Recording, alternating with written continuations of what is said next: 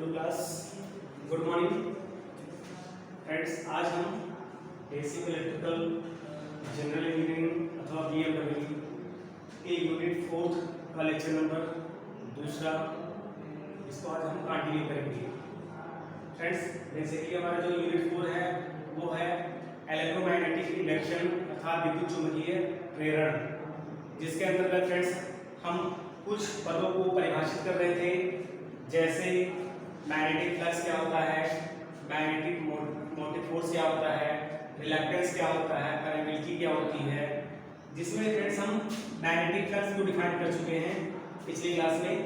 हमने वहां पे आपको बताया था फ्रेंड्स, मैग्नेटिक फ्लक्स किसी भी परिपथ में धारा के द्वारा उत्पन्न चुंबकीय बल रेखाओं की संख्या को मैग्नेटिक फ्लक्स कहते हैं, जिसे हम फाई से रिप्रेजेंट करते थे।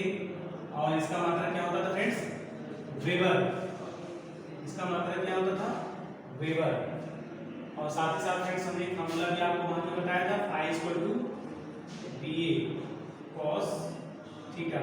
बी क्या था यहाँ पे फ्रेंड्स, ये आपका फ्लक्स डेंसिटी है और ये क्या है आपका एरिया ऑफ क्रॉस सेक्शन है। तो फ्रेंड्स ये फॉर्मूला आपका जो है ऑब्जेक्टिव पॉइंट ऑफ व्यू से भी बहुत इंपॉर्टेंट है। आपका फॉर्मूला इसके जो है छोटा क्वेश्चन भी आ सकता है और आपसे किसी की भी वैल्यू से पूछ सकता है। आज हम बेसिकली डिस्कस करेंगे friends magnetic motive force means चुंबकीय वाहक बल, एमएमएफ। एमएमएफ के बारे में हम डिस्कस करेंगे। तो फ्रेंड्स आपको याद दिलाना चाहेंगे कि जब हम इलेक्ट्रिक सर्किट की बात कर रहे थे यूनिट फर्स्ट में, वहां पे हमने आपको बताया था फ्रेंड्स कि इलेक्ट्रिक सर्किट में एक टर्म होता है ईएमएफ, इलेक्ट्रोमोटिव फोर्स। इसको बोलते हैं विद्युत वाहक बल। अर्थात फ्रेंड्स किसी भी सर्किट में धारा को प्रवाहित करने के लिए इलेक्ट्रोमोटिव फोर्स की जरूरत पड़ती है। उसी प्रकार से फ्रेंड्स एक चुंबकीय परिपथ में मैग्नेटिक फ्लक्स को सेटअप करने के लिए मैग्नेटिक मोटिव फोर्स अर्थात एमएमएफ की आवश्यकता पड़ती है। हम फिर से रिपीट करना चाहेंगे फ्रेंड्स, जिस प्रकार से एक इलेक्ट्रिक मींस विद्युत परिपथ में धारा को प्रवाहित कराने के लिए विद्युत वाहक बल की आवश्यकता होती है, उसी प्रकार से एक चुंबकीय परिपथ में चुंबकीय फ्लक्स को सेटअप कराने के लिए हमें एक चुंबकीय वाहक बल की आवश्यकता होगी। अर्थात फ्रेंड्स जिस प्रकार से इलेक्ट्रिक सर्किट में विद्युत वाहक बल होता है, उसी प्रकार से चुंबकीय परिपथ में हमारा चुंबकीय वाहक बल होगा। चुंबकीय वाहक बल का जो फॉर्मूला होगा फ्रेंड्स, नॉर्मली जो आता है आपका वो होता है EMF equal to N I. ध्यान दीजिए फ्रेंड्स, एन क्या है, N equal to number of turns, I क्या फ्रेंड्स, करंट है। अब ध्यान दीजिएगा फ्रेंड्स, नंबर ऑफ टर्न्स की बात कर रहा है। अर्थात फ्रेंड्स कोई भी अगर कंडक्टर है, अगर उसमें हम ये देखिए ये फेरों की संख्या क्या है, यही आपकी फेरों की संख्या है, ठीक है। जैसे यहाँ पे 1 2 3 4 4 फेरे हैं फ्रेंड्स, तो नंबर ऑफ टर्न्स कितने हो जाएंगे यहाँ पे 4। ये क्वेश्चन में आपका दिया रहेगा। अब यहाँ पे फ्रेंड्स मान लीजिए आई करंट जा रही है, तो फ्रेंड्स मान लीजिए यहाँ पे 4 फेरे हैं, इसमें करंट आई जा रही है, तो फ्रेंड्स इसमें पूछेगा आपसे कि एमएमएफ का मान क्या होगा। तो सिंपली आप फॉर्मूला लगाएंगे, EMF equal to N into आई।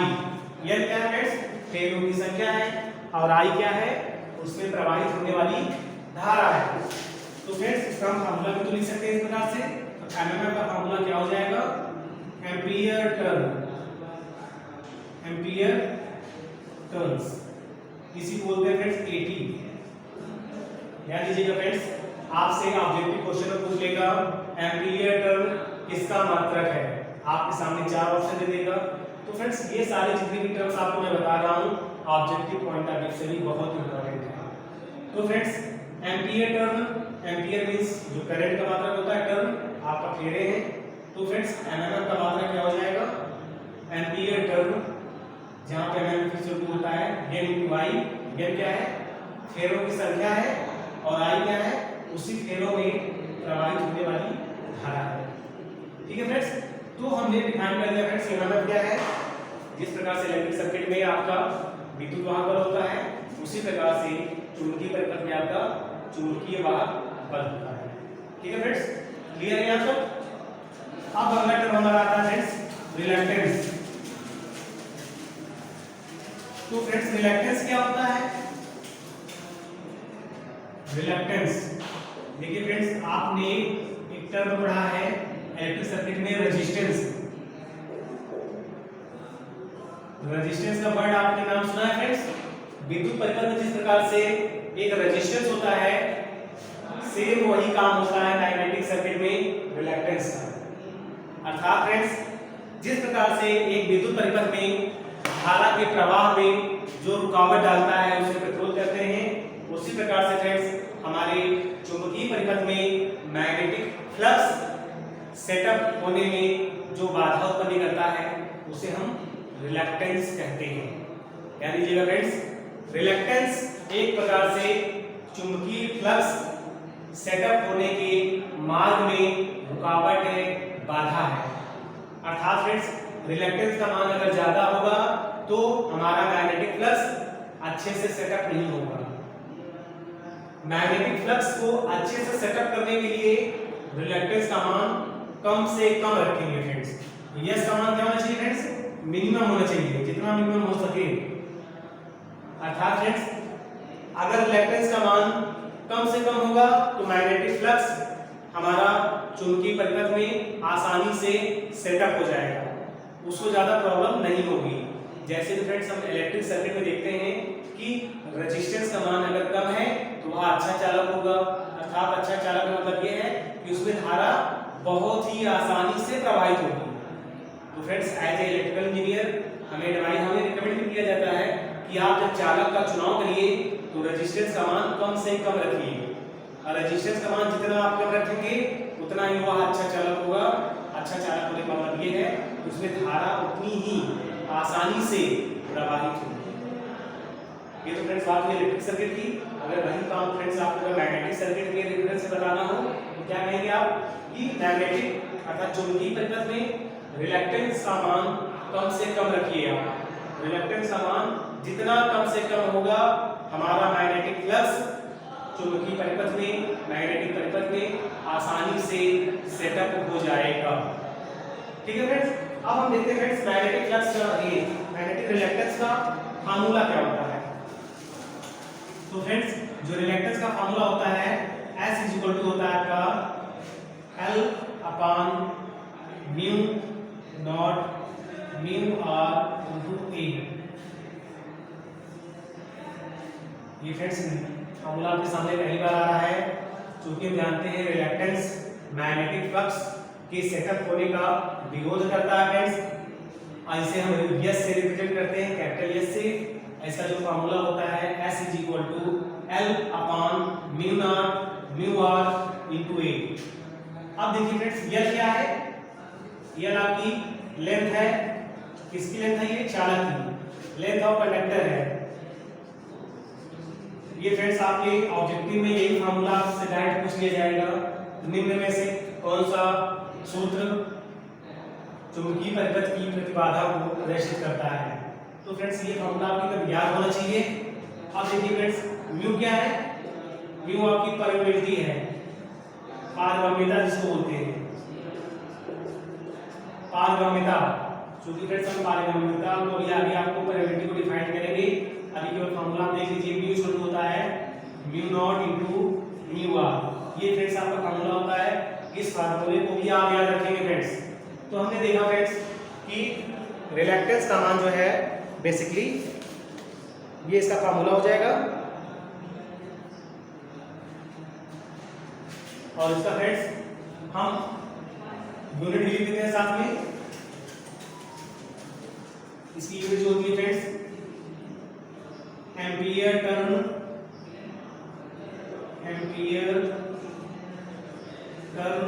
पर वेबर।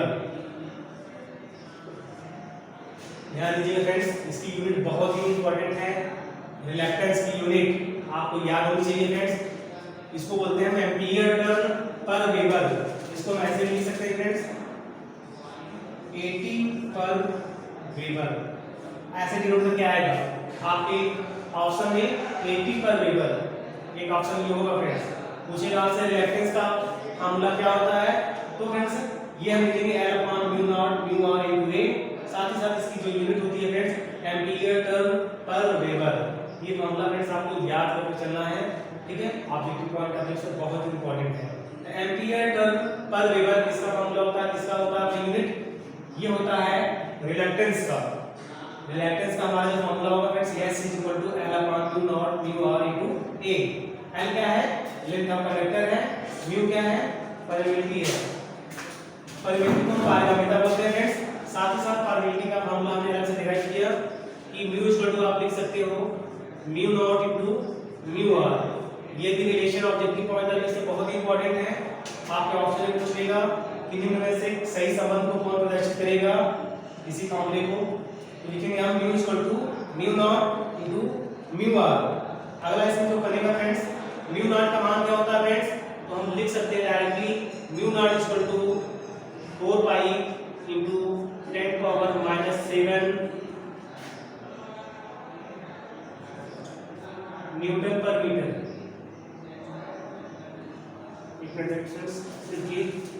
जो म्यू नॉट की वैल्यू होगी आपकी वो होगी 4 पाई इंटू 10 पावर -7। अब म्यू आर की जो वैल्यू होती है इसको बोलते हैं रिलेटिव परमेबिलिटी, जिसका मान एयर के लिए 1 होता है, ओनली फॉर एयर।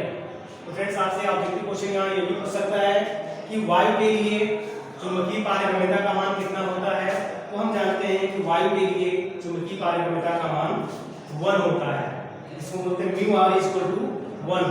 साथ ही साथ फ्रेंड्स निर्वात की पारगम्यता भी पूछ सकता है आपसे, जिसको बोलते हैं म्यू नॉट। म्यू नॉट क्या है फ्रेंड्स, यहाँ पे निर्वात की पारगम्यता, परमेबिलिटी ऑफ वैक्यूम। निर्वात की पारगम्यता mu naught is equal to 4 pi into 10 to power -7। इसका यूनिट फ्रेंड्स एक मिनट आपको मैं बता रहा हूँ।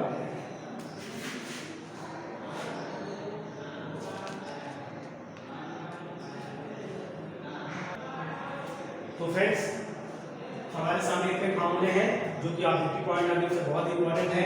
एक बार इसको रीडिंग करा दे रहे हैं आपको।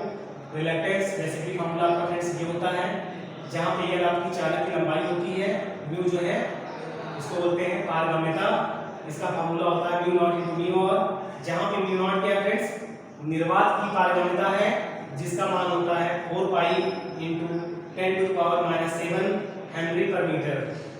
और म्यू नॉट म्यू आर क्या है फ्रेंड्स, रिलेटिव परमेबिलिटी इसको बोलते हैं, सापेक्षिक पारगम्यता, जिसका मान वायु के लिए 1 होता है। ठीक है फ्रेंड्स, तो आज के क्लास के लिए फ्रेंड्स इतना ही।